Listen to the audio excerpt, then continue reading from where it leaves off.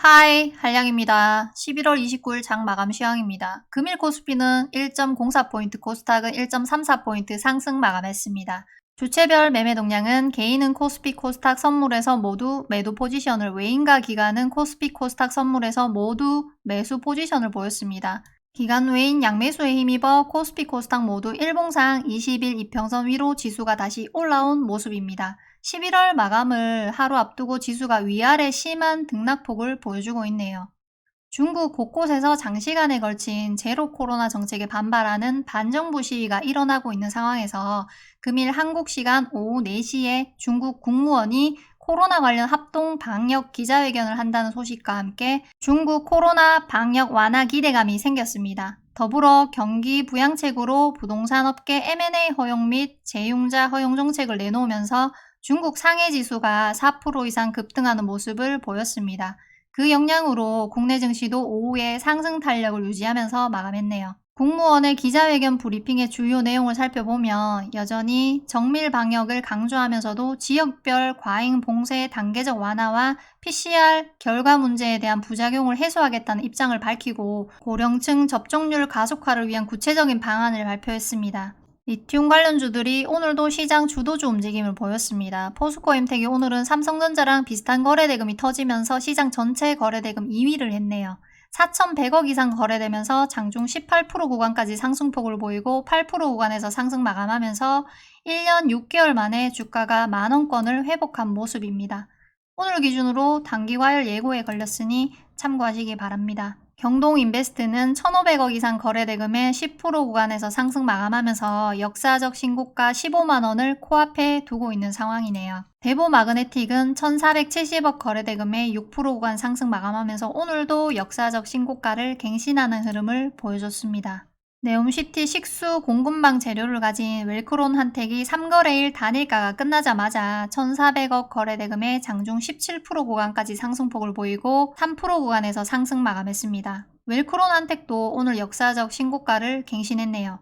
고점 구간에서 어느 정도 거래대금이 터진 윗골이 긴 캔들 모양으로 마감을 했습니다. 어느 정도 주의가 필요한 흐름인 것 같네요. 같은 재료를 가진 태경 BK는 1,200억 거래대금의 15% 구간 상승 마감하면서 52주 신고가 갱신 흐름을 보여주고 있습니다. 웰크론 한택에서 태경 BK로 대장주가 바뀌는 흐름이 나오는지 지켜봐야겠습니다. 전일 장 마감 후 정부가 우주경제 로드맵을 발표한 영향으로 관련주들이 움직임을 보였습니다.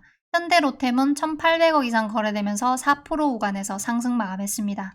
일봉 차트상으로 5일 이평선 지지를 받으면서 꾸역꾸역 상승 흐름을 유지하는 모습이네요. AP위성은 700억 거래대금의 9% 구간 상승 마감하면서 모든 이평선 위로 주가를 올려놓은 모습입니다. 한국항공우주는 840억 거래대금의 6% 구간에서 상승 마감하면서 일봉 차트상으로 주가를 다시 20일 이평선 위로 올려놓은 모습입니다. 사우디가 이번에는 세계 최대 공항을 건설하겠다는 떡밥을 던지네요.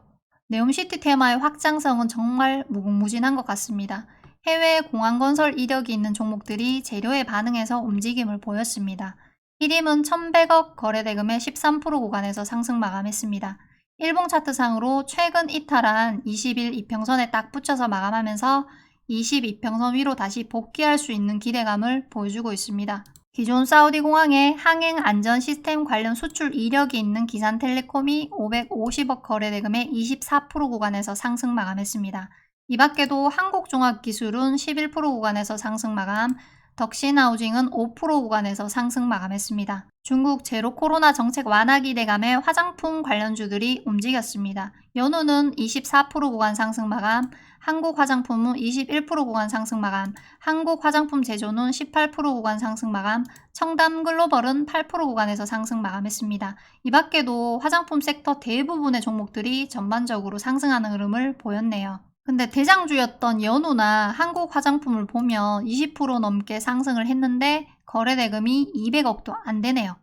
장대 양봉이 만들어지긴 했지만 앞으로 거래대금이 지속적으로 증가하는 흐름을 보여주는지 지켜보고 접근하는 게 좋을 것 같습니다. 영국이 대한항공과 아시아나의 합병안을 사실상 수용했다는 소식으로 관련주들이 장 초반부터 강하게 움직였습니다. 아시아나 IDT는 160억 거래대금의 상한가 마감, 아시아나항공은 570억 거래대금의 11% 구간 상승 마감, 대한항공은 550억 거래대금의 2% 구간 상승 마감했네요. 오늘 시장에서 강하게 움직인 개별 종목으로는 삼천당 제약이 황반 변성 치료제 바이오 시밀러 제품을 유럽에 공급한다는 소식으로 1,300억 이상 거래되면서 상한가 마감했네요. 일봉 차트 흐름상 52주 신고가를 얼마 남겨두지 않은 모습을 보여주고 있습니다. 삼천당 제약이 최대 주주인 옵투스 제약도 장중 19% 구간까지 상승폭을 보이고 6% 구간에서 상승 마감했습니다. 제주은행이 오랜만에 1,100억 이상 거래되면서 22% 구간에서 상승 마감했습니다. 금리 상승 수혜와 네이버 인수설이 부각된 것 같은데 장중에 네이버가 인수설을 부인했는데도 주가가 빠지지 않고 상승하는 흐름을 보였습니다. 일봉 차트상으로 오늘 장대 양봉 하나로 전고점 구간까지 주가를 다시 올려놓은 모습입니다. 셀루메드가 지난 3월 정기주주총회에서 전기차 관련 신사업을 추가하더니 오늘은 글로벌 배터리 공급업체와 독점 판권 협상을 진행 중이란 뉴스를 내보내면서 장중 상한가 직전까지 상승폭을 보이고 19% 구간에서 상승 마감했습니다. 제약바이오 의료기기 회사가 전기차 사업이라니 참 전기차가 대세는 대세인가 봅니다. 오늘 상승 재료를 보면 독점 판권 협상을 진행 중이라고만 하고 구체적으로 어떤 업체인지에 대한 내용은 하나도 없네요. 지수가 반등하면서 오늘은 주도주 움직임을 보인 종목들이 어느 정도 있었던 시장이었습니다. 리튬, 사우디 신공항, 화장품이 주도 섹터였고 그 밖에 몇몇 종목들이 강했던 시장이었네요. 항생지수가 정규장에서 5% 이상 상승하면서 마감했네요. 내일 국내 시장도 좋은 흐름 보이면서 11월 기분 좋게 마무리하면 좋겠습니다. 내일도 리듬감 있는 매매하시기 바랍니다.